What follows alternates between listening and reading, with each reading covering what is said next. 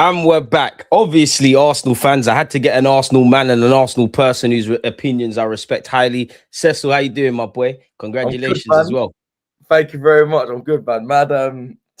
This day was supposed to. These days are my days off or days at home. It's just been mad. But I'm good. Arsenal are. Hey, they're testing my patience at times, but we're still top. Life's good, man. We're all right. We've yeah, man. Life's been been very blessed, man. Very blessed. Completely off topic, but I rate the shirt, man.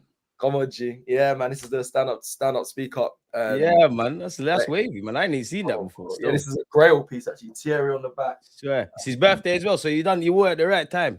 Come on, bro. Man knows how the thing goes. So yeah, I got Thierry on the back, and also I've got this is the classic. I got the wristband there in my safe space. The wristbands, the stand-up speaker ones. There's a collection that they did. Rio Football one with the Man United black and white one. But yeah, man, this is a rarity. I just threw this on quick, but this is normally my lockup. But yeah, man, big up, man. I appreciate you, bro. Thank you for. Come on, now I appreciate you for giving up your time, and obviously big up the chat. Smash the like button. Follow Cecil on all the platforms. Any questions, we'll circle back towards the end. Yeah, you said it in passing comment. Yeah, about Arsenal's testing your patience. How are you feeling about Arsenal at this moment? Because not just obviously with Wolves, but this like segment and cluster of games. Because we beat Wolves, it feels like a defeat. It feels like we're getting a bit negative. But like, where's your headspace at regarding the club? Where's my headspace at regarding this club right now? I mean, people might have seen the clip on AFTV where I'll go to walk off set. I said I was going to the toilet, but I was going to lock off the whole stream when they scored they scored their goal. No one knows that, but I was just like, I said, yeah, I'm going to the toilet. I was going to go to production, please. I even said it actually when I came back on. I said, I don't want to be on camera. I was vexed, bro. I don't normally lose my head like that. I'm very. We were all rattled, man. Yeah, bro, exactly. Everyone, and do you know what? I've got a bit of criticism for it because it is what it is, but I don't really care. Like, I was so done. I did a whole speech on just like this club gets us so giddy and up for title challenges and stuff, and this is what we hope for every season, and we're gonna be we're drawing to 2-point Wolves. I basically said I was fuming, but then we scored and things changed. But my thing is right now, yes. Listen, there's no excuses. I will have to start with that. We can talk about injuries a little bit, but it's not an excuse because I've been on record, and many people have been on record saying we've got the best squad in the world and best squad in the Premier League and all this. So if we have that, if that's the case, then injuries shouldn't be a factor when it comes to we're not going to win the league because we have that amazing squad that we keep speaking about, and I'm very proud of that squad. I love all those players, and there's quality in that team. So that has been happening, but it's not something I'm going to use an excuse. We should be overcoming them. We are currently still top of the Premier League. However, Man City are right behind us. They're getting their act together, man. The Sharks, they're sniffing around. So there's that, and I just the mood right now is I'm fine.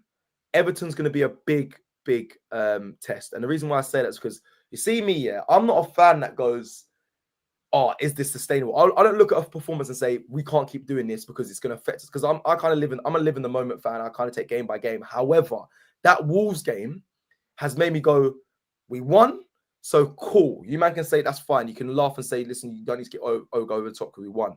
But I'm looking at that game and saying, I'm taking everything that I just saw home to Wolves.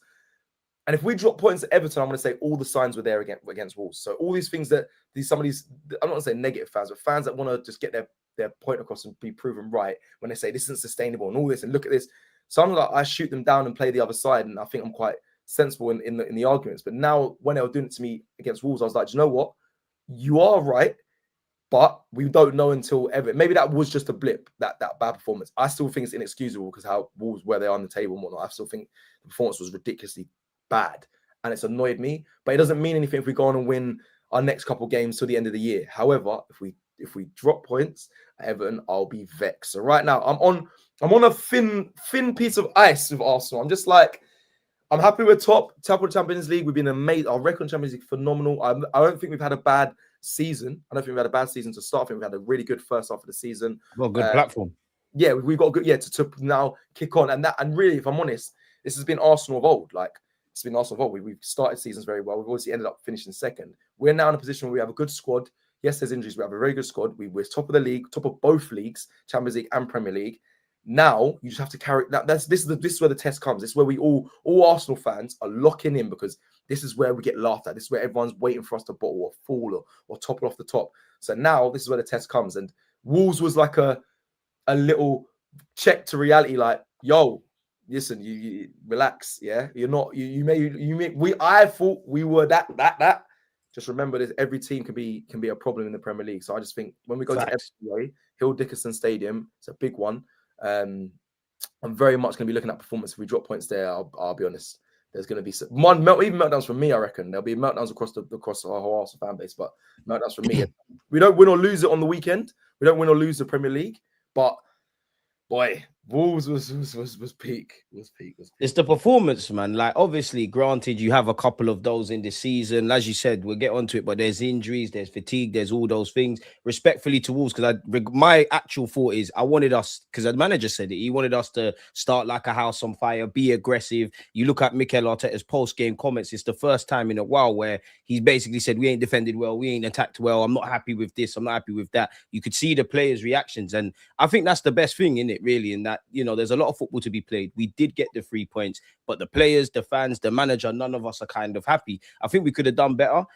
I've obviously got my own opinions, and I've offered my own opinions, yeah, but what went wrong in that game? Because I do feel, for me, it's a bit of a cop-out, because I did want us to batter them. I know you can't just beat anyone, and that's the glorious thing about the Premier League, but it was first versus 20th. We have been good at home. I wanted us to be on the front foot, wanted individual players to start bagging.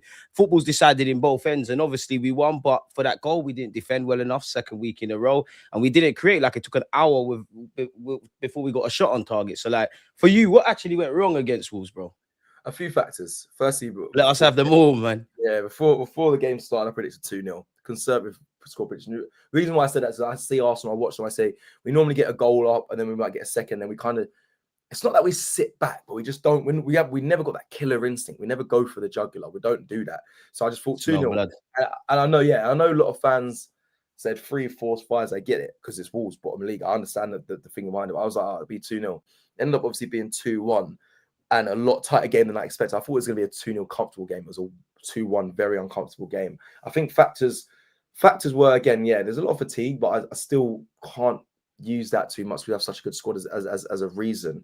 I think Ben White, listen, he's not a reason for anything, but him pulling up was a bit of a disgrace on Mikel Arteta by playing him so many games in a row when he just returned back from injury. I think he could have avoided that and played a different back line to avoid that, and a capable back line as well, but he chose to keep Ben White in there. So I think that could have been avoidable. Next thing, I think the main concern is how we thought as fans. This is Wolves, bruv. 2-point Wolves. Yeah, we come here and just, we don't even have to go to gear 3 or gear 4, gear 5 to beat these lot. That's how I think the players felt, and it was, and not just me saying it. Let's not forget, yeah, Rice came off the pitch saying it's not fucking acceptable. This isn't fucking good enough. Like, he was vexed. He was so angry. Odegaard was vexed in the change rooms. Obviously, I can't verify that, but apparently he let them have it as well. Well, there you go. And I know for a fact, as Rice come down the tunnel, he said that this is not fucking acceptable, and he said it because there's a guy that sits above the tunnel and relayed that to lead judges, and that's very truthful. So it's not just fans that have a right to be angry at the performance. Declan Rice, and then like you said, you mentioned Martin Odegaard as well. I think Arteta as well went at halftime. I think he gave him a bit of a battering when it comes to a bollocking. Halftime and after the game, and after that, really. So we have a right to be frustrated, and I think again it's just a mindset thing. I think Arsenal came into it thinking how I thought: top of the Champions League, top of the Premier League. The squad's sick. We don't really have to start up in the levels to beat Wolves. We should have to beat them comfortably. And then the longer the game goes on, the more a team gets more comfortable. When you play a good team or deems the best team, and you're still in the game at half time, your manager will go into that change room and say, "Look, guys, I told you they're not what you think you are." And you build confidence as an opposition. Mm-hmm. So then they got a bit ahead of steam and they thought, you know what? They're not really causing us any problems. My frustration is Arsenal should be able to beat a low block. We all knew Wolves were going to do a low block. I'm sorry, the players and the quality we have on that pitch. See, we've got international players on that pitch. You should be able to break down a low block. We couldn't. Man like Victor G, which I'm sure we're going to speak about in this show. Yeah, save your Victor Gyökeres comments. Like Eze, like even Eze, I love it. Listen, Eze's brother, I was chilling, smiling with him yesterday at Baller League at Ketchy. Like everything was blessed and cool. But I was thinking, brother, I was just looking at him like, big up you, big up your family, but we need him to step up a little, please. We need more from every one of those attackers, every player, full stop. But I think our attack, obviously it's an 11-man game, yeah, but I haven't felt this season, and maybe to a degree last year, yeah, that our attack has like carried the team. I think my defense has. I think I need my players, whether that is Eze and Odegaard, to kind of go through a purple patch and just collectively. And obviously, you mentioned low blocks as well. It's about, listen, it's above my pay grade. I'm sure Mikel Arteta and the players are trying. I know it's easier said than done. I'm not against necessarily, Cecil, moving it side to side, but I don't ever think we zing it, we punch it, we put people under sustained pressure on a convincing basis. So I think Mikel Arteta has got to find a way to break down these mid and low blocks. Like, this isn't something we learned this year. We've learned it last season. Even games where we've won in those kind of games, it kind of feels like we're winning games on probabilities. So it's like, if we put in 10 crosses, one man might score and we keep it moving. And when that works, great. But I'll make you right, man. That frustrated me. Yeah. Before you carry on, I want to ask you as well, like, obviously, very few players, yeah. Or I think there's always player FC in it. I think there's Team Eze, I think there's Team Odegaard. There's a lot of people who, like myself, don't really care. You're both good. It's a squad game. Don't really care. If you're not that's how I am. But a lot of people don't feel like that. I just think unless your name is Gabriel, Declan Rice, Saka, those kind of players that are interchangeable, everything's up for debate. But then it was kind of in preparation of this live stream. Yes, like some people would have Eze, some people would have Odegaard. They're both kind of underperforming. So, like, what do you make of those two collectively? And then what do you make of Mikel Arteta in that regards? Because obviously Odegaard's been here for a minute. Eze's the star man. Like, we could be in issues there, like to the point where it won't happen. But do you throw in a Wanyeri? So, like, what do you make of them two as well, man? Well, that's kind of it. Like, I started that questioning as you started it. Like, I wasn't really bothered. Eze is a quality player in my before coming to Arsenal. I really like Eze. Big fan of him. So I was like, quality player. Could you not be? Yeah, if he starts, he starts. Like, I want him to start. And then Odegaard is our captain. He is a quality player. He has been off form, but if he starts, he starts. Like, we're winning games. There's nothing to really worry. This is at the beginning. Now, yes, we're winning games, but it feels like we used to be like really comfortably winning games, and now it's slowly doing this, like slowly getting like closer and closer to not being comfortable winning games. And my thing's like, okay, cool. Now I got to look at where's there problems in the squad. Eze, listen, the North London derby hat trick, madness. Mad thing. Like, man was in hospital at the time. Like, I was gonna call my fucking door, Eze, bro. Like, it's not a joke. Like, it's a mad thing. I was gassed. I said, this is arrived. Yeah.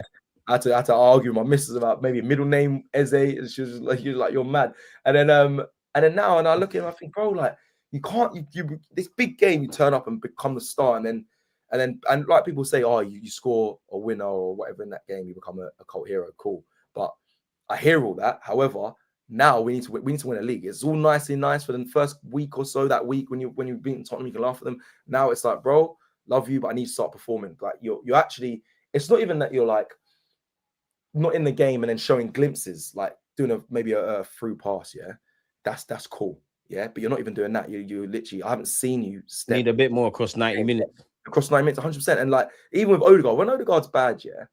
He still, which is annoys me, but he'll press. He'll start the press. You can see him trying to get the team G'd up. You can see him being vocal. You can see him organizing the team. Yes, he's a captain, but you can be a captain. Every player is a captain on the pitch. If this is modern day football, like, I see Rice, I see Gabriel, I see them man control games without the captain's armband. So Eze, I know that's not his character, and he is very like not lethargic. He's very nonchalant. He likes to stroll around the pitch and pick moments and be quite a luxury player, say, but.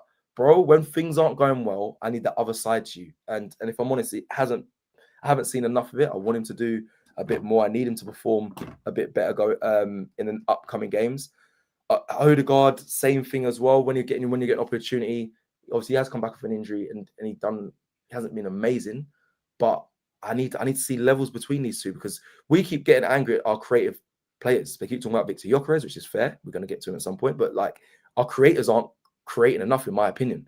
So that stifles a lot of things. I've seen people have a massive go at Zubimendi and Rice because they're not creating more. And I'm like, that's not really their jobs. Yeah, they can add to that. Rice can create at times, but he does the corners, he does the free kicks, crosses, he gets assists. But people looking at them and pointing things at Zubimendi and Rice at times. I'm like, bro, why are we ignoring Odegaard and Eze's form? They're not good enough right now. They're not playing good enough. So, and the manager, because look how many names you dropped there. Like, that's on the gaffer. And again, I had you on this platform. We was gassed about Eze and Gyokeres and this one and that one. But we sat there and said, we hear it. It's going to take time. We're happy about that. But signing players are half the job. It's like going Selfridges and buying Gucci, Louis Vuitton, all of this kind of stuff. You can buy the clothes, but if you don't know how to style it and pick out an outfit, you're in problems. So I make you right with that comment. No, 100%. That's what it becomes frustrating. And then the anomaly, we mentioned Mikel Arteta, the anomaly here is Wanyeri. And I'm like, I'm like, bro, like, forgotten man, really. what more does my man have to do? Like, what more does Ethan have to do to even get a feature, a shout, a look into? Because me and Curtis do a lot of lives. We discuss Ethan Wanyeri quite a bit because we're both very big fans of him. He's an electric player. I think he's been a bit harshly done by. Likes to shoot as well. Love that. Yeah, bro. He doesn't really get. He doesn't get the plaudits he deserves. I think he's a quality player. Last season, I think he held us up when we were struggling. Him, obviously, Mika Marino. I think they just held us up. I'll be real. Like, he came in when Sterling was playing really bad. Trossard wasn't the form he in, nor was Martinelli. Ethan come in and get an assist, push the game forward, take shots, add to the game. And now he's just like, he's the forgotten man. And I feel for him. Like, even with Miles Lewis, the same sort of thing. Calafiori's been phenomenal, so it's a bit of a difference. With Ethan Wanyeri, people say, yeah, but Saka's there. No new Madueke says he's not going to get in the side. But if you look at that 10 position where Ethan, I think, can do a lot and can affect, especially when Eze and Odegaard haven't been performing, that's the time to get him on. But he's just been, like we just said there, the forgotten man. So, and that's on Arteta. The number 10, there's a lot of small fires in the team that need to be addressed. That's one of them, and there'll be a few others. But that's kind of it. I haven't really given you a strong answer of Eze or Odegaard, but for me, either, because they're both good enough, but they're just not hitting the heights or the levels that we expect. But I'm hoping and praying that will come. Do you start either at Everton away, or do you start both? Sorry, at Everton away, or if it's one of the two, which one would you go with? No, you can't start both. You can't start both. I'm dreaming of the day we have Declan Rice in the 6 and Odegaard and Eze in front. We'll be in full flow state, and we almost saw it, but then my man got injured within. I think Odegaard got injured within against West Ham, innit? Yeah, 15 minutes. So we've never actually seen it in full effect. I want to see it. Expressions is ringing me. I'll call him back. But yeah, so we won't see both. We've got to do one of them. I think you need which one? I actually think Odegaard goes back in, if I'm honest. I think Eze just hasn't. That last game, he just really didn't do enough. So yeah, I haven't seen in these last performances. I just haven't seen enough. So yeah, I think it'll be Odegaard, and I wouldn't be too angry at that. But either, if we see Odegaard, see how he does. If not, Eze can come on. So obviously, I'm assuming for Everton, you're like Rice, Zubamendi. You're going with Odegaard, right? Obviously, Saka on the right hand side. Who do you go with left wing? Because it could be Eze. Obviously, if Trossard's fit, he'd probably be my one. Left field choice, I'm saying Gabriel Jesus personally, but I don't think it'll happen. That's a great shout. Obviously, it could be Eze. It won't be Eze. If Trossard's fit, that's of course, like I said, he's the most informed attacker we've got. So it'd be Trossard if he's fit, but it's unlikely he will be fit in time for that game. So does it just default to Martinelli? Jesus would be phenomenal. It would be phenomenal. Has he got the minutes, man? And Everton, you're gonna have to go backwards as well. I know it's scary, but yeah, he hasn't got the minutes to start. I think when you got it's gonna be for me Gabriel Martinelli, because we're gonna need to. I think we're gonna need a bit of defensive now, and I know Everton away 1,000,000%. Yeah, so you're gonna need someone to work back, and big up Jesus, but like you said, his legs aren't gonna be able to do the back and forth over, especially to start, maybe in a small spell for the last like 20. And then with Trossard, he's come back from injuries. He's going to be wanting to do the defensive duties as much, probably not. Eze, I'll be honest, he defends, but he doesn't do what Martinelli does as well. And I know it's just mad me saying our left wingers have to do this defensive work, but that's the truth of the matter. So it'll be Martinelli, and I'm not angry at Martinelli because he's going to need to work and he needs to get a step up his game as well, if I'm honest. I want to ask you this as well, Cecil, like last thing on Eze. Do you think we misprofiled him? Because obviously I'm not watching Crystal Palace week in, week out, but I did have him a bit down as a moments man, not as much as at Arsenal. I kind of looked at him, and I said it to you. I looked at Eze, beyond the obvious, in that you're kind of I'm looking at you like how I'm looking at Saka. I'm looking at you as a talismanic figure that's going to make the difference. And there's been moments, Bayern Munich at the Emirates, City at the Emirates, obviously the hat trick. There's been some moments. There's also been some moments he's been good over 90 minutes. But I think I've kind of changed my thought from you're a talismanic kind of guy like that to you're like a moments man, capable of being a talisman from time to time. Like, do you think we've like the idea we had of Eze and the reality is like it's not that he's a bad player or a scapegoat, but it's very different worlds apart? The idea there's a small romantic factor around Eze because he didn't go to Tottenham. He scored the winner against City. Massive romance, man. Ex-Arsenal man, done the Spurs stuff. Like, yeah, man. Massive. And all of that. And yeah, let it all work out and all of that. There's a small romantic factor around it. I'm not going to deny that. I fall into it because I love Eze, and he hasn't really. Okay, he's done a hat trick in the North South Londoner as well, which people like yourself and obviously the South London ties with Arsenal is very romantic, man. So I've fallen into that, and like I said, I was with his brother yesterday, so like, I've fallen into the whole that romantic side. However, I think the fact that he played left wing, and that's not, to me, that's not, he's never been his position. I think he is a 10. We saw him score those goals from the 10 position as well in the North London derby. So that is where we're not misprofiled him, but Arteta's trying to do that thing. I'm going to sign someone, but not play them in a natural position and get a better. Like a Swiss Army knife for us. Yeah, bro. And I think some things that can work for, but right now, the squad's so deep, the squad's so good. I just think let's just pick people in their natural positions and let them, when they get their chance, let them take it.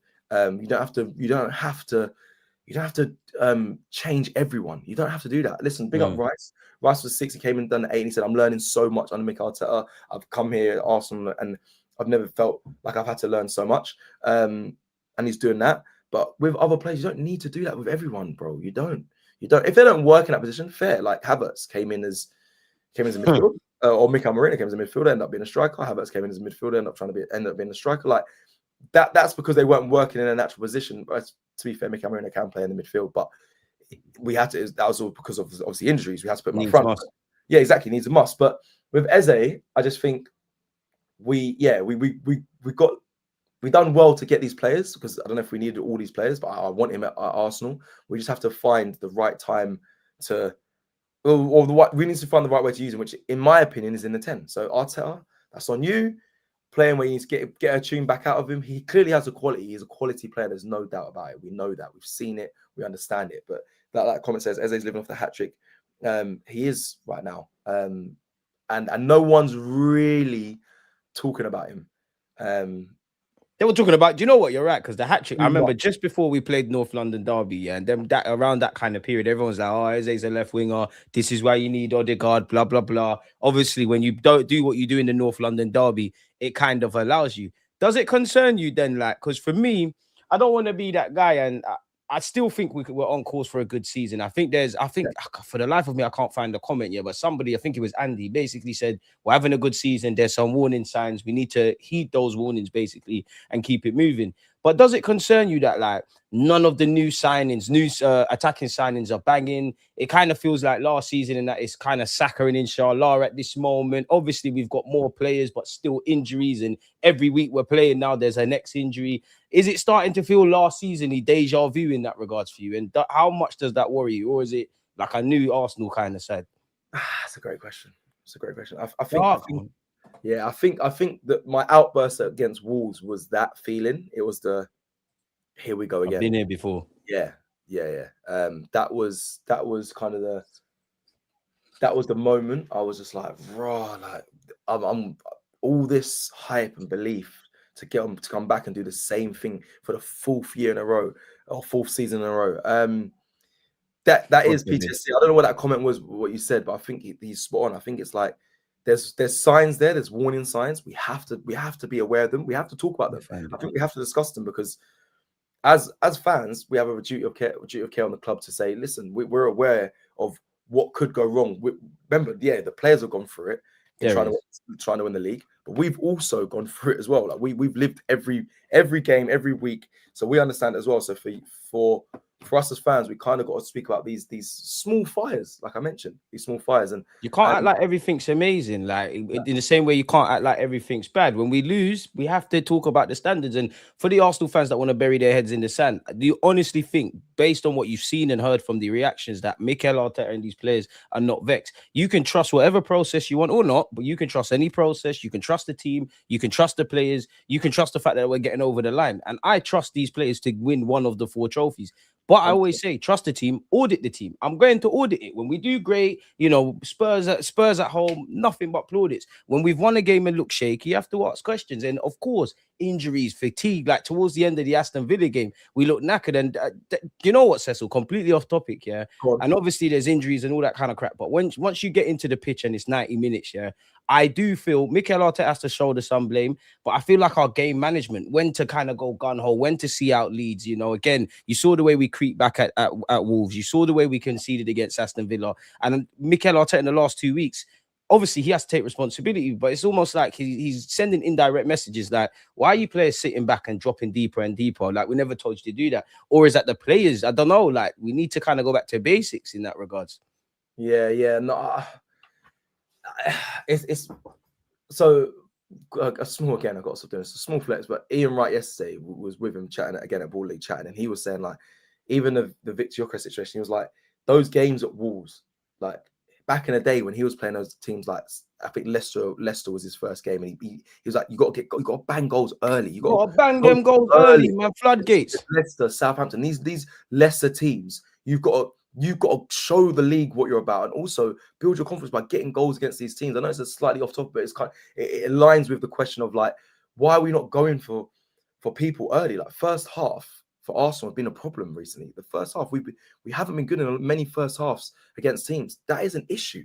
It never used to. Well, actually, no, not that it never used to be. It used to be like, I can tell what sort of game we're going to play by the first 10 minutes of watching Arsenal, and that can be the case in many games, but if that's the case, then Arsenal, you need to start fast. I don't know. You don't need any more. And the gaffer demanded that. So what the hell went wrong? What went wrong? Because there should be no justification that we're going for a league title, sit here on us on our backs now. There's no justification to say, let's just go and try and get the game wrapped early. You got Arteta went really strong against Wolves. This team was very strong, in my opinion. I was quite surprised about the 11 that went out there to start the game, but that's probably because he was trying to send a message to say, let's get this done early, then we'll rotate and rest players. In the end, players had to overexert themselves because they were in a game still at 67 minutes. We didn't have a shot on target until second shot on target until the 70th minute. So like we will pin back and push. So for me, I think it's an issue that Arteta needs to look at that. Well, I don't even say, I play football, so to say like to get yourself up for everybody got a game every 3 days, to get yourself up for every game straight away, it might be hard, but you got to. It's his job. That's his job actually. You got to soldier through it, man. You got to find a way to do it. So yeah, man, I just think it's an interesting one. It's something that we need to look at. We do need to start killing games off early, because one thing I want to mention as well is when Liverpool were winning games or the last minute winners, them at the start of the season, everyone was like, yeah. And Liverpool fans were like, we were saying this ain't sustainable. They were like, nah, what happens if it is? It's the Liverpool way. This is how we do it. You know, then look. Now that's a humbler, man. Let's look at Liverpool. I'm not being funny. We've scored either equalizers last minute, Wolves, Aston Villa. We lost, but they scored the last minute winner. Even when we went to Sunderland, they got last minute equalizer. Like, we're not killing games off quick. Game management, man. It's not good enough. Yeah. And if I'm honest, looking across the Premier League, this is happening all over the place. We should listen. Man United yesterday, crazy game. Last minute. That for a team, I hold Arsenal in very high regard this season. We should be killing games off and not allowing teams to even have a sniff towards the 90 minutes. The best defensive team in Europe. We're not performing like that. Exactly. So if I hold my team at that high regard, we are currently top of the Premier League, Champions League. We should be keeping ourselves at high regard. We shouldn't be falling into the trap of these last minute equalizers, last minute winners. We saw it Liverpool, they fell off. We've seen it at Man United recently. We've seen it even City when they went against Fulham. They were like 4 goals ahead. There was crazy game of football. They started conceded against Palace as well. Exactly. We shouldn't be in these conversations. And if we are, we ended up being like the rest. We're not supposed to be doing that this season. We should be cut from a different cloth, but it's an issue right now. So it's something, like I said at the beginning of this whole live, there's small fires. We are talking about them, and we rightly are, because this could bite us back in the neck if it continues this way. I think there's some issues coming in the future unless Arteta gets a grip and the players get a grip of what's coming. So that's why Everton is such a big game this weekend. And you said it there, and you teed up the next question perfectly, Cecil, because obviously when it's all said and done, like, we've had a very tough run of games in it, and there's been injuries and all of those kind of things. I think since August, actually, excluding the international break, we've been playing twice a week in it, or 3 games in 10 days, etc., etc. So this is the first time of some welcome rest and preparation and all of that kind of stuff. Like, Do you think that's a big boost? Because we've got, obviously at not the time of making this vid, but from the point of Wolves, we've got a week's preparation for Everton. Do you think that's a boost? That's an advantage? Did we need it? Does it come at the right time? You know, is there a benefit for that beyond anything on the football pitch? Like maybe like resting their heads mentally and recharging? Like where you at with that? Yeah. Yes, because what I heard of Mikel Arteta gave the players 2 days off is from what I'm So they'll be back today. Yeah. Sunday, Monday. They should be back today, innit? They're back today. So they'll probably do a light session today. And oh yeah, listen, I've been there. Like it definitely helps. I mean, I haven't been there at the Premier League level. I haven't been there at 3 games a week, but I've been there in the sense that when I did shoots with Rashford, he was saying, "Bro, we get days off, and it's blissful. Like a lot of players need it. I know mentally more than anything, surely." Exactly. People say, "Oh, players, you get paid so much money, it's only training," but like they need that little them rest.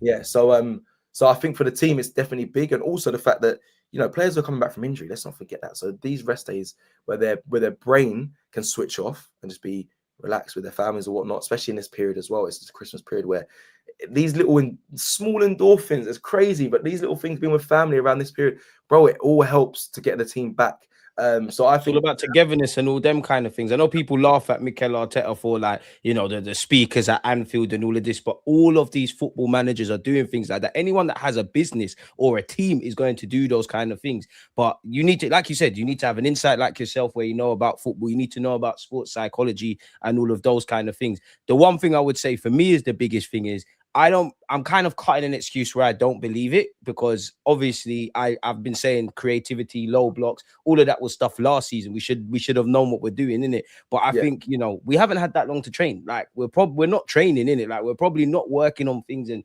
relationships aren't being built. So you've got a week to, simply build some chemistry between the attacking players. Like you'll notice I keep saying the attackers because I'm not saying it should be faultless. I'm not saying there's no context and all of those things. But I don't think it should be this dire. It's probably not as bad as I'm making out statistically, but Eze, Saka, Odegaard, whether people rate Gyökeres or not, you've got him. You've got players to do a lot better. I can't lie, Cecil, with that as well, yeah, we got to address the elephant in the room because I've seen a lot of comments.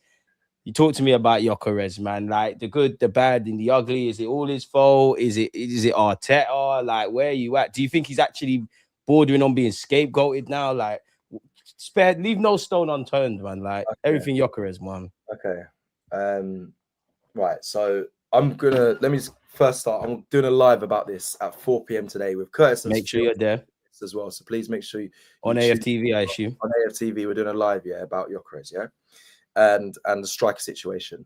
I'll try and cover everything because take the floor, my guy. Yeah, I'll try and cover everything. So firstly, let's just start with I'm team Victor Gyökeres from before he arrived. So when it was Benjamin Sesko Gyökeres, I was always team Gyökeres. Yeah, I wanted Victor Gyökeres. I wanted someone different. I want someone who's a bit of a brute, someone who scores goals. And again, he won the Gerd Miller Award for scoring the most goals in any competition across all the leagues. So I was happy. I was like, we're getting a top striker. Let's not forget, he took a cut on his wages. He took a cut on the agency fee. He refused to train.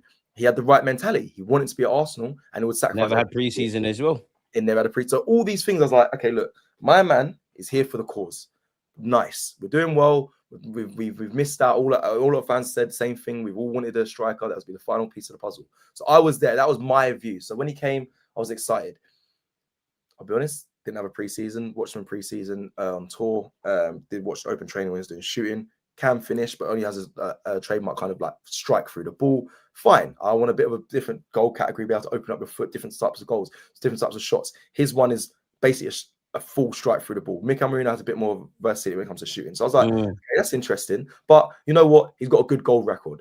So maybe maybe it's open training. Maybe he's not playing to level up that we're going to see him going forward. At Sporting as well, he looked a lot slimmer. He was doing runnings in behind. A certain style of goal was his way, running in behind and going one-on-one with the keeper and just slotting it in or smashing through the goalkeeper. Yeah, cool. At Arsenal, you can't do that because teams do low blocks.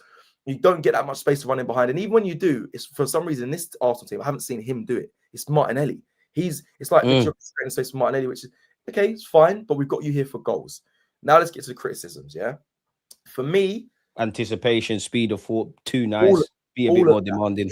Bro, even at the beginning, I was seeing him make it on luck by little men. Like, I think Yeah, Bruno Gomares weights him off the ball when he played Newcastle. I saw little man move to him, and I was thinking, brother, you are a big physical guy. And I allow you because you're adapting, but like every week I have to be harsher now.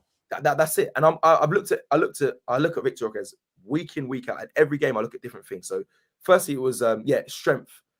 He didn't really pass that test. I've seen him sometimes bully players, but I've seen more so him be pushed off the ball than him actually win the hold up play. Boy, some of his touches, and listen, everyone has a bad touch every now and then, but I'm scrutinizing because I'm a striker and I have to put you in a high regard because you're the player I wanted and I'm backing.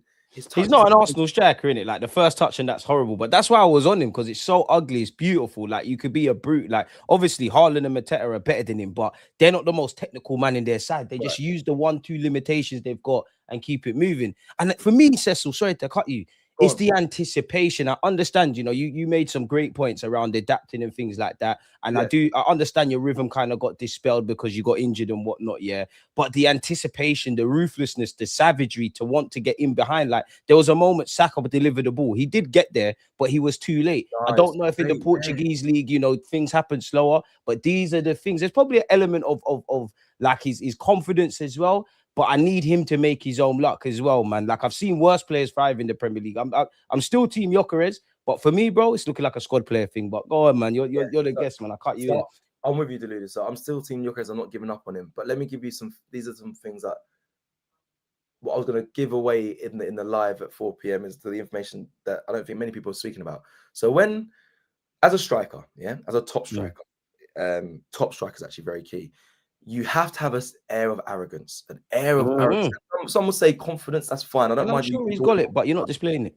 You have to have an air of arrogance. Let me give you some examples. Haaland, look how the brother scores. Look at his celebrations these days. He's like, bro, normal. I'm the man still. Yeah, I'm the guy. I'll go to he's not a striker, but Mo Salah. I don't need to talk about arrogance. You can see from recent press, my man rates himself. Yeah, don't need to say any more on him. Cristiano Ronaldo, again, wasn't a striker, but one of the best in the world, scores plenty of goals. There's an air of arrogance, their confidence. Ivan Toney was a striker. You look at him, he rates himself. He doesn't need to do the whole bravado and talk about it. You can just tell by the way he is, how he is. When he was in the Premier League, he rates himself. Again, one person I'm going to mention, Harry Kane doesn't have arrogance from when I watch him, but he has a bit of nastiness in him. You can see the way he leans into players. There's an arrogance and a nastiness to him that it's not outwardly arrogance, but there's an odd nastiness to him that I don't see in Victor Gyökeres' game. So much so that when my man scores, Victor Gyökeres, brother, we got other players telling him, bro, do your celebration. You're too shy to your own celebration. I've seen Rice say, bro, do the thing. I've seen Gabriel Magalhaes, Saliba, push him, go and do your bro. I get it. You need confidence. It's the best drug as a striker to have. But do you think life's hit him too quickly in that regards then? Because obviously we're probably one of those clubs, where you're now here. You're seeing how mad Arsenal is, and it's there's pressure. Everyone talks like you're the only striker that's moved in the summer. Like, do you think that's playing the regards then? Like he's still kind of finding his feet then psychologically? Yeah, I think he's still finding his feet. I think he still doesn't have the belief in himself. I don't see that arrogance that I need from my number 9, especially at Arsenal. Like. And brother, like you had the confidence of wear the 14 top, but bro, that's a heavy top. And I don't want to go back to numbers because that's not the be all and end all factor. But it's like, but we know the history of that number. Yeah, and I see the confidence to wear that. Be our striker. Like you're too right now. You're too shy, and I think that's an issue. That's a problem. And so much so that like people are talking about, bro, wait till Havertz comes back, bro. I'm looking at Jesus now and saying he can take your place. You're supposed to be the striker. Say no way. And on top of that, players are taking goals from you. Timber's winning headers in front of you, and you're the bro. That doesn't happen against Haaland. Haaland would never have O'Reilly win a header and Haaland be like, when it's gone on to Haaland's head, he wouldn't be cool with that. You shouldn't be cool with these things, bro. So that's an issue. Why is no one talking about Isak and what he's done, bro? He's an issue as well. By the way, he was my number 1 choice. So again, he's a problem. He's a problem at Liverpool. That's not Arsenal. So I don't. I hear Bumpy's point, but like we're on that. It's an Arsenal chat still. There's an Arsenal tax. We know that it applies to Gyökeres and anything we do. Like, yeah. And again, like I'm not saying he's the sole problem, and I'm not giving up on Victor Gyökeres because he scored that many. 97 goals in 102 games. I don't care what league it is. There's a stat there that you score that many goals in any league, you're a good enough player to run with. He's got quality. to be a lot better than he is now. Whether he's the guy for us is another thing. But for me, I think it's a twofold, man. I think he's never going to be the prettiest. His link-up play is never going to be the prettiest. But I do think he's tried his best and kind of adapted to what Arteta's demanded from a striker. I do think, and Arteta said it, the team needs to find him a bit better. Obviously, players, including him, stay fit. Relationships start getting built. But I see a limited striker with limitations. So I want him to be in the box to enhance those limitations, innit? You know, there's no point of Haaland being on a football field if you're not giving him tappings, creating chances, letting him run in behind. I feel that way with Gyökeres, and I don't know anyone else's thoughts, but I don't really care for all of this. Arteta didn't want him, he did want him. At some point, Berta, Arteta, and anyone that dot size and cross T's, they've sanctioned this. Can he score goals? Yes. Can he affect the game and do what I want in the system beyond goals? They've said yes. So make it happen. And I honestly think, regardless of what I think about Gyökeres, if he was slapped at some other teams in the Premier League, I'm not saying he'd be setting the world alight, but he'd be doing a lot better. And there is a bit of attacking tax, for all of these attackers. Gyökeres, we've said that. Gyökeres is a Odegaard, Saka in particular. Martinelli's a special case of his own. So it's a techie one, man, with this guy, man. But I want him to do well. I'm still backing him. Yeah, I'm still backing him as well. I'm not gonna go full hog and slate him too much. But I will say again that furious touches thing on the walls, that stat, that's mad, because like it's all well and good. Haaland, same thing. He the last game barely touched the ball, scores a header. Yeah, but he's not Haaland, Victor Gyökeres. But I need to hold you in high regard. And on top of that as well, you just mentioned a few things there. I won't give up on him because I've backed him, but we do need to see a lot more. It's concerning when Jesus is coming in and having a better performance after 2 double knee injuries, coming back and then affecting the game more. I also will say, again, I mentioned when he arrived, he's going to have to adapt his game as much as Arsenal have to adapt their game to him. Meet each other halfway. I got slated. I remember people saying, what do you mean he has to adapt his game? We brought him to score goals. All he's got to do is score goals. The team should have to adapt. Actually watching football then. That's what I'm saying. And I always said, like, Thierry Henry said the same thing about Haaland. He said when Haaland arrived, they were questioning, because remember, Haaland got criticised as well because the team weren't looking for him or putting the balls in behind, or they weren't playing to his strengths as well. But he had to adapt his game, get more involved, find out when certain players receive the ball, that's when you make the run and whatnot and make those connections. Be a bulldozer, man. Don't do the pretty thing. You're not here for that. And I think Victor Gyökeres just has to do the same. I think he has to adapt his game as much as Arsenal have to adapt to him. He also has to do that as well. That's a sign of a good player. That's a sign of a good player. And when he said about Mikel Arteta and what fans keep saying, yeah, I think Cecil was Mikel Arteta's choice and Andrew Butter got Gyökeres. Brother, Mikel Arteta, bro, you are deemed as a top manager. If anything, you've been given more blessings by us as fans or people backing you, then maybe you deserve, because I'm a big Arteta fan, but maybe more than you deserve. So if that's the case, you're that top manager, you have to make it work, brother. That is your job. That's what you get. You are very well paid. That's what you have to do. That's how you earn your wages. You make these things work. That is what you're here to do, my friend. And you've been blessed. You've got a very expensive squad and you've been given a lot of money as well as a manager. Make it work. I don't care if Cesco if Cesco is your first option. I don't care if Victor Gyökeres wasn't even on your list. I don't care if you've got to go and bring back Eddie and Ketia. You make it work, brother. Big up Eddie, but God forbid. Yeah, big up Eddie. But bro, that's what you got to do, bro. So yeah, that is it.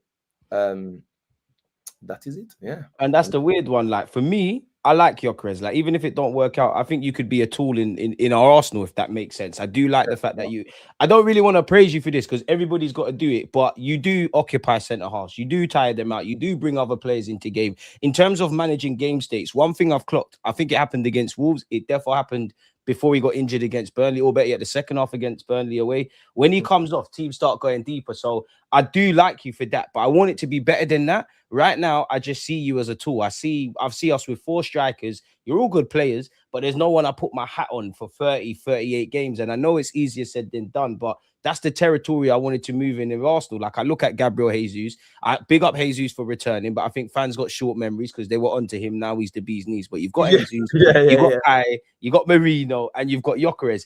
I just see like you lot are just tools that could be utilized, didn't it? So it's a weird one. Nobody's really standing out. Gyökeres, your link-up play might arguably not be as great as the others, but you've got a CV that does what they can't. Put the ball in the back of the net. You don't become a bad player overnight. He's probably signed a 4 or 5 year deal.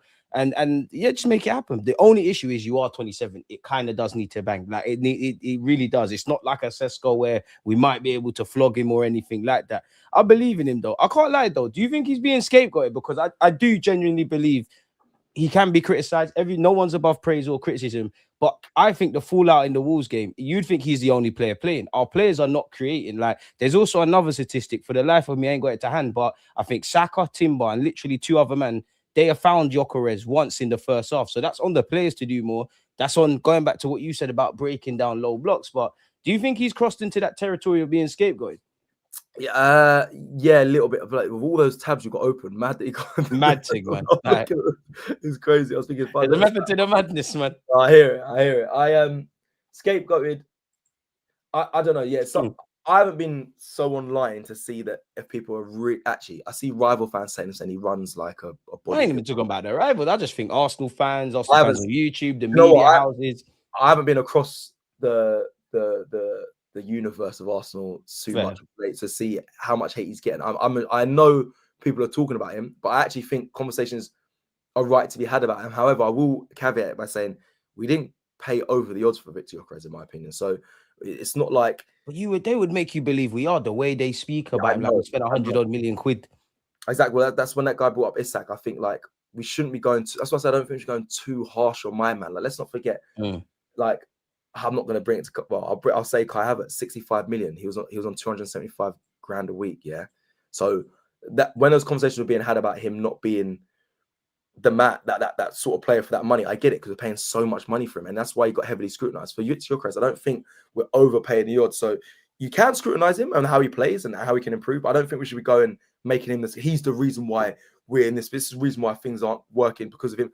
I think that's a bit too far. If I'm being honest, because there's also other players that really aren't performing, and we're not giving the same energy. So as long as I think, and because we're winning games as well, I also think, no one's really getting too on him. But if we start losing games, then it'll get worse. That's why I'm hoping if people are scapegoating him now, please try and refrain from it because there'll be a massive pile if things start going worse for us. Maybe not just on him. Well, they probably will. If it's bad now on him, it'll get even worse on him, which I don't think is fair because he is still adapting to the league. And it's a team game. Yeah, and there's other issues in the squad as well. But there's conversations to be had. Little fires. This is another little fire. It needs to be discussed. I'm doing a whole live on it today, so I'm not going to 4 p.m. folks. Make sure you're there.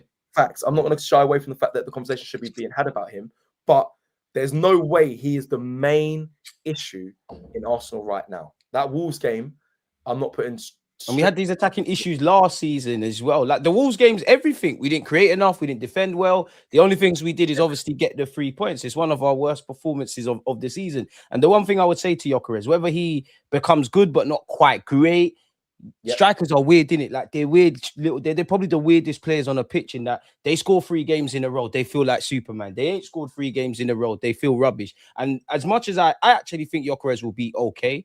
Maybe he might not be the guy we want, but he'll be okay because you look through his career, he's got resilience. But the one thing I would say, Gyökeres, I can make excuses about low blocks, or these are valid claims about low blocks and creativity. At the end of the day, in the same way I'm saying whether you was Arteta striker or not, he still signed you. You still signed for this football club. You've got to make it happen. Like you've got to make it happen. I'm even at the point now, and I know it's dumb, but I would want to see my striker like just take some shots. Obviously, if he scores, great. But even if it's going into Rose Ed, it's going into Finsbury Park Station, at least he's kind of prominent. The one time I will get really scared about Gyökeres is if there's a bag of sitters and he's not converting. We create some chances. This guy will bag, man. He will bag.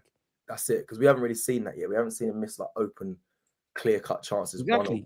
It's funny because I was literally gonna jump in and be like, well, he occupies the centre backs. He doesn't really get involved in the play. But I'm like, I'm trying to refrain from saying you need to adapt more and get involved in the play because then you become like all the other strikers that we have. And I don't really know if I want that. But then if you're not doing what we bought you for to be in the box and scoring goals, then then you might not get that starting berth, Victor Gyökeres. And you have to understand why that is because we bought you to score goals, maybe occupy the centre backs and be that clinical target man and finisher. But if you're not doing that, then I want you to do the other things. But if I don't want you to do the other things because we've got players that can do the other things, like Jesus, Havertz, and Mikel Marino. They can fall into pockets of space and pick up the ball and bring in other players. So my friend... And Odegaard, he plays with Haaland for Norway. So he must... Obviously, you're not Haaland, but he knows about finding strikers that are only interested in bagging.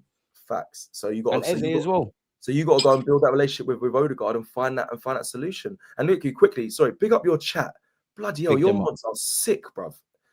Big up the mods, man. We assembled a great team. I'll give Berta a run for his money where recruitment's concerned. Like, it's just positive vibes over here, man. Anyone that does stupidness, mods get them out of here, bro. They get them out of here. You got a good community here, dude. I can't even big lie. Up the DG Nation, man. Yeah, man. Big up you guys. Serious. I'm just reading some of the comments and this is wicked. Anyway, sorry, I shouldn't digress back to the Arsenal. No, man, give them their flowers as well. Appreciate that on behalf of them, man. Sick, man. I actually love that. They're getting the links up. They're getting the man. Yeah, man. They're on job. Big up you, lot.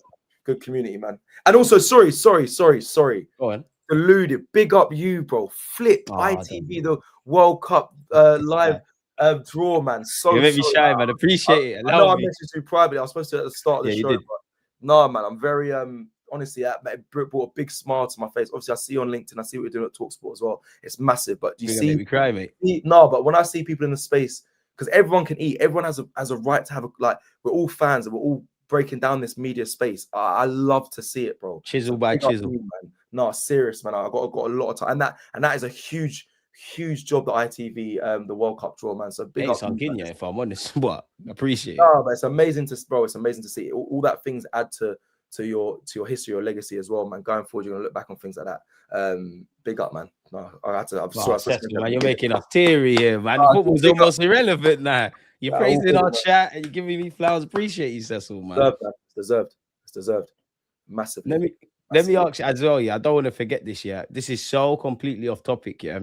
But obviously, City are on our tails every week. You know, we've at the start of the season, Arsenal were not on nothing. Liverpool are winning games and not resting on their laurels. You know, Arteta can't put the handbrake down. Then it looked like no one could catch Arsenal. Chelsea and Aston Villa have come into the fore. People have played down City and now they're kind of talking them up. Like, at the end of the day, we're in a good platform, innit? There's been a lot to discuss and we're in December, Cecil, innit? But I saw this, yeah, with Olivier Giroud in relation to the game yesterday. And I know Arsenal is not the same now, yeah, but he said, well, you could say it is, some haters would. Usually, we used to get nervous around February and March. I remember when Leicester won the title in 2016, we collapsed a little bit in that time. Hopefully, they win the title. I think he means I wish them well. Is that a concern of yours around February and March and, like, I guess, vaguely crunch time with this squad? I mean, I think if you're an Arsenal fan that's been following the team for a while, you'll know that, yeah, of course it's a concern. I mean, the back, only because I'll be honest, it's just PTSD. It's not like, no, it's PTSD. And obviously City are there. PTSD of just like, bro, 3 years, being second 3 years in a row is actually mad, you know, like it's actually a mad, like, it's a mad stat. It's a mad thing to say. To do it, if you do 4 years in a row, becoming good, being second, that is, I don't know. I just think that's. I'll be real. I don't know where we go from there. You know, whether the manager goes or leaves. Same. Whether the manager goes, I leave. I think fuck this shit. Well, I can't be bothered to keep doing this. I don't know. I think we just focus on the champs, man. Bro, I can't do another year of coming second. So, of course, it's PTSD. Like I'm worried about those months because that's where it all comes down. It's the crunch time. Can we do it? And yeah, so that's I think I didn't actually get to what I know that was yesterday. Obviously, I didn't catch this. I didn't catch it. I watched the game. I didn't even catch this. I just saw it on Twitter as I was. People were talking about. We funny enough, I had a meeting this morning with AFTV, and they were talking about Giroud actually being on it and talking about. But I missed it as well. So, but if he's talking about those months, I think many Arsenal fans, if you've been following us for the past couple of seasons, we all are going to be concerned and worried. And if I'm honest, probably the most emotional in those months coming into the new year. After that January window closes, I think this fan base, myself, we're going to be a bit tetchy. We're going to be a bit emotional because it's going to be crunch time. Hopefully we would have won the Carabao Cup, the League Cup by then, but we'll see. Hopefully. Do we even, boy, with the amount of injuries and I would love to see the 11 we put out there. Like, Cecil, I'm at the point now where my focus is just with Everton. After Everton, it's Brighton or Crystal Palace, whichever game comes first. I think it's Crystal Palace. I'm getting a bit nervous. You touched on it in passing comment, yeah. Now, I'm sure, you know what, literally, if we did this show 2 months ago, and I'm sure if you asked me or I asked you, do you think we'll sign anyone in Jan? Nah, man, the squad, blah, blah, blah. There was that little point where we might have said, oh, yeah, you know what, cover for Declan Rice if something happens. Maybe we'd still retain hope of a left winger if we got involved in Semenyo. Now our defense is collapsing. Do you think we need to, and do you think we will do anything in January, whether that's high profile, low profile, loans, etc.? Because well, we've got less players than we can count now. You know, more players, and we're in the same injury scenario for whatever reason. I'm getting a bit nervous. I don't want to look at January 2026 when it ends like I did in January 2025 with that feeling I had. Like, if I'm honest, I think the club, so those decision makers, failed our players and fans last year. But where you at with that?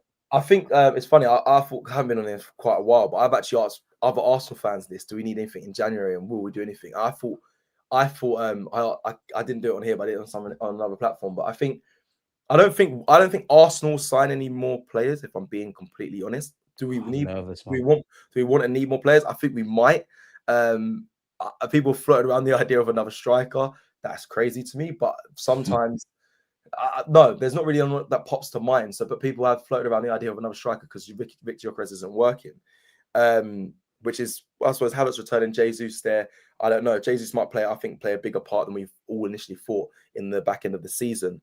A left winger, obviously, or right winger. The Semenyo would have been amazing, but again, we still have players there. I think if you bring in players like that, then you got to kind of let Ethan Manieri go out on loan and stuff. I don't know. Luxuries at the moment. Yeah, exactly. I don't know if I'm ready to even see that.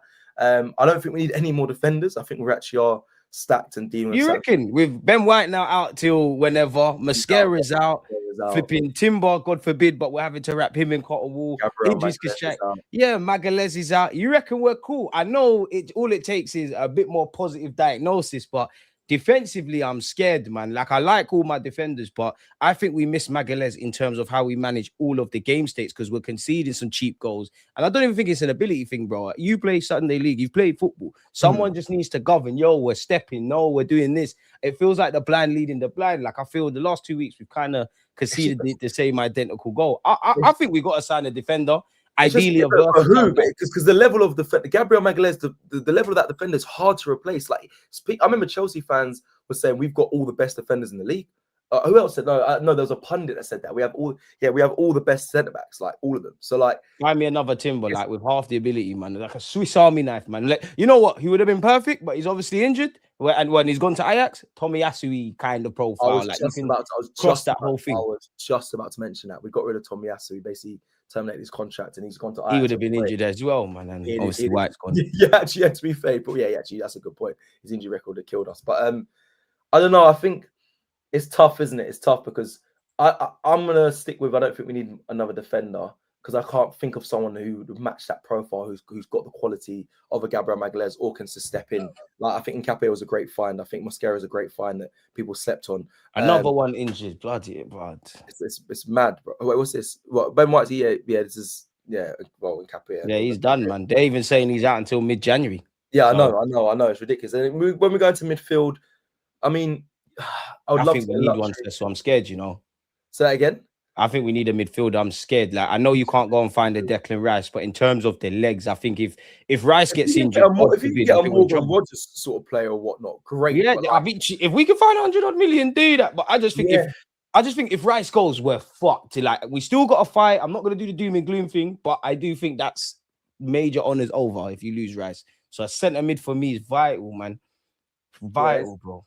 It's interesting. So yeah, it's one of those players. Like, I mean, yeah, like a Morgan Rogers, that'd be amazing. But it would cost so much money in January. This is why. So when I said I don't think the club will do it, it's because all the players that I want, I just think are way too expensive. Yeah, they're all big summer signings.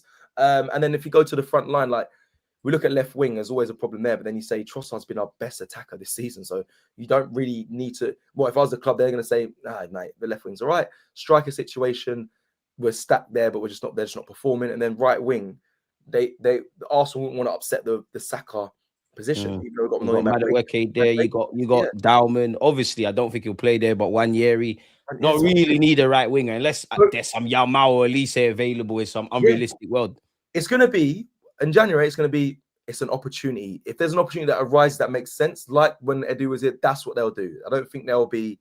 There won't be like a major sign. It'll be an opportunity. It might be a loan, like someone's mentioned in the chat. It might be a loan spell but it has to be the right player, man. It has to be the right player. I don't know what that looks like.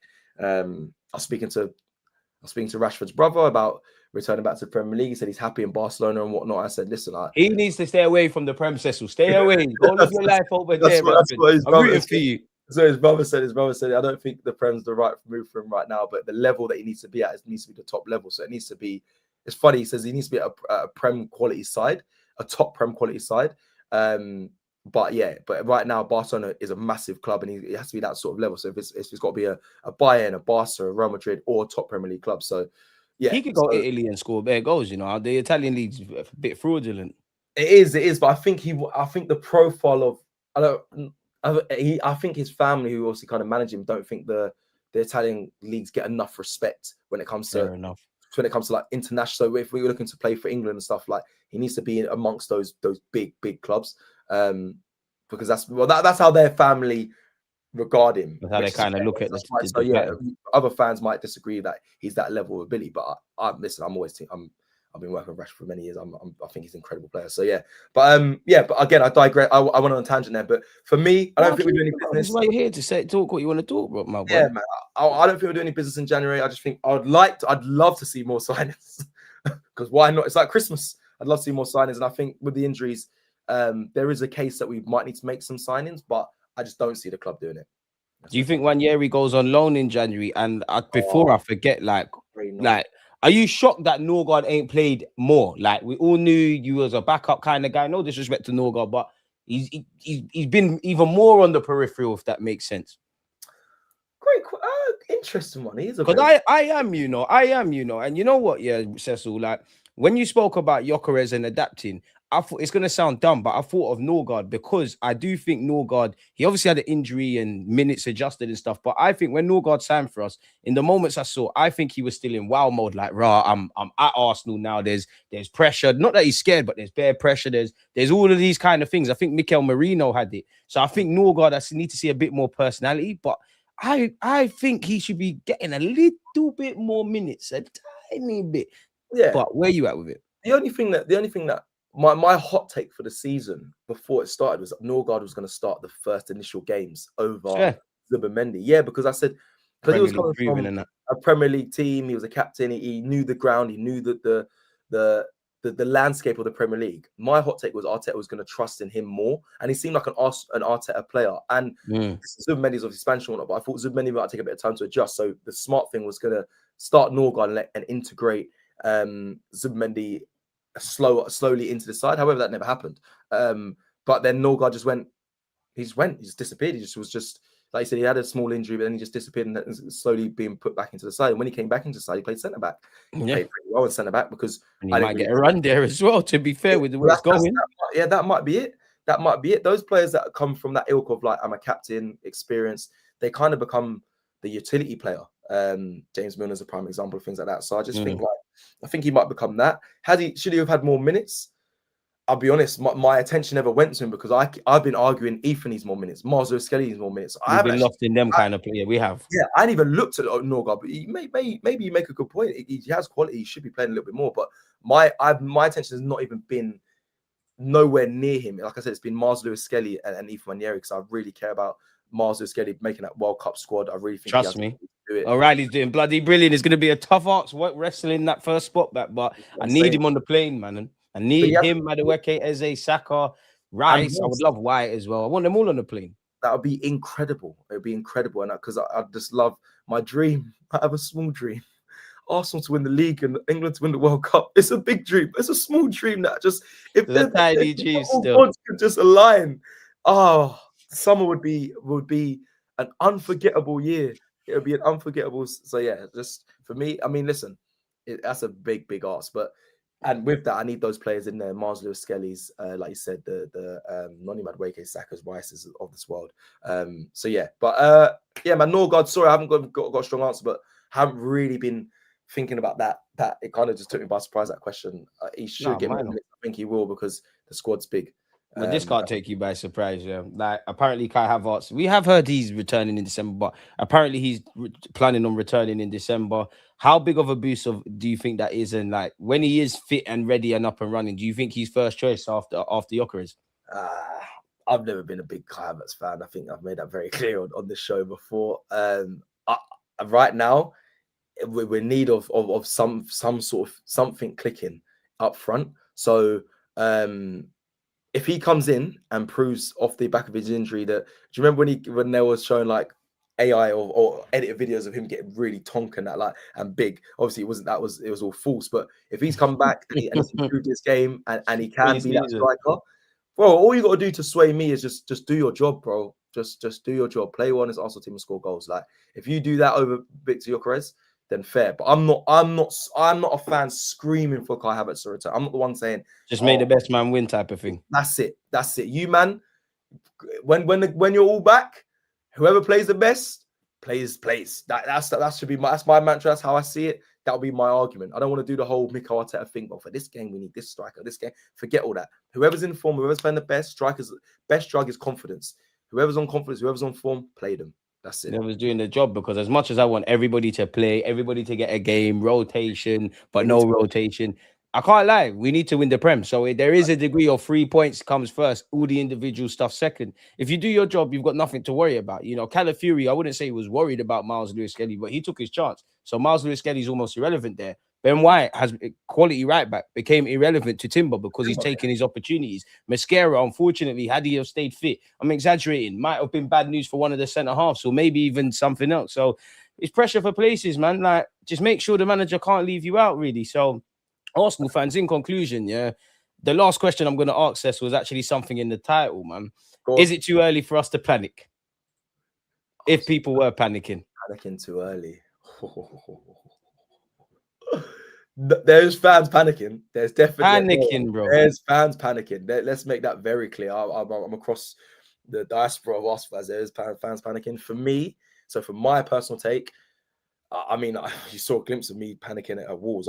I think we all did. We're all guilty of that against Wolves. On Mars, bro. Yeah, I was fuming. So I just think not now, but this weekend there could be a very, very fair. Do you know why? City could beat, who they got at home? They got an easy game. West Ham, I think. I think they got West Ham at home. They beat West Ham at home. We lose to Everton. Man City are top of the league. That it's not. Chelsea got Newcastle first. There's a lot game in the week yeah, today. Exactly. There's a lot of concern. On Saturday, they go top. Yeah, Saturday City are top basically because I expect them to beat. Listen, football's not that linear, but I expect them to beat. Who they got? So I'm just checking their fixtures. Yeah, they got West Ham at home. So I expect them to beat West Ham. The 3 o'clock kickoff. By the time our game is it's 8 p.m. We know exactly. We'll know what we need to do. A long journey. If we didn't. Yeah. So it's exactly. So but on Saturday, mid-afternoon, City will be top. If we do not eradicate that and change that narrative by the end of Saturday evening, then I think fans have a right to be concerned, frustrated, and their voices to be heard. I'm with that. I'm not gonna lose my head and start campaigning for nothing mad. But fans, I will understand their concerns because the Wolves game, there was a lot of things to point at, but we won the game, so you can reserve your frustrations. But if we lose, we're not top at Christmas, which I believe that'll be the case. Yeah, bloody hell, yeah, at Christmas. Which, listen, you don't win the league at Christmas, but I think as Arsenal fans who are going for this league, I think with and the gap we had, we should be top of the league at Christmas, especially with, like I said, the performance we've had so far, and we want to win this league. It's going to be a fight. It's going to be a concern if City are top. I mean, in the season when we have the greatest squad and all this, and we've been battering teams. And like you said, 3 years of when it's all said and done, like heartbreak as well. Do you know what it is for me? Yeah, it's a weird one because we did beat Wolves, but if the performance was there, I think there'd be a lot more leniency with Everton. I'm not going to be shameless. I demand a better performance. I think the players demand that of themselves and Arteta. I do think Everton's away is one of those ground stole, man. Just get the 3 points and keep it moving. So it'd be interesting to see if we get the 3 points, depending on if it's smash and grab, blisteringly good, we're crap, but we still win. It'd be interesting to see how we're feeling about that, man. But this is what we want it to be. Look how much things we've spoken about from pre-season to December. And the season's not done. As you said, you can't win anything in December. We're still in and amongst it. So let's just keep going, man, and get better, bro. Yeah, just focus. Bro. Look in, and just hope, bro. Just can't do another year without winning. Yeah, man. We have to win side, man. We have to win. Just again, and I don't think there can be complacency because unfortunately, our players and our manager, you haven't earned that right. Last time I checked, none of you collectively have won nothing. There's nothing in history. So let's just keep going. But we're running over time, people. We got to let Cecil go and do his thing. I know the man himself mentioned at 4 p.m. he's going live on AFTV to discuss Gyökeres amongst other things. And my chat has been posting his socials. But let's hear it from you, man. Where can people find you and all that kind of jazz, man? yeah, man, Cecil _JEE, man, Cecil G standard. You'll see me. You see me if you see me. If you don't, you don't. All well and good. Listen again. Big up everyone in the chat. Big up everyone that's joined us, and big up your community. Big up yourself as well, man, for being here. Love, my bro. Thank you so much, and hopefully I'll see you lot at 4 p.m. But if not, Deluded, we will link up again. It'll probably be in the new year, of course, and maybe we'll do some transfer talk in the next live, hopefully in January, yeah. And hopefully we've actually got some bloody players, and it's not just speculation, man. In Berto we trust. Come on, you gunners. You know, all of these things, and big up the chat as well, man. But Cecil, let me let you get on with your day, my boy. Thank you as always. People, we're out. Come on.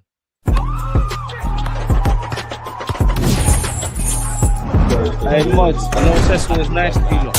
I can't see 100 likes, you know, violating. We're going live at 3 p.m. with Graham as well. Same energy. Go over there now.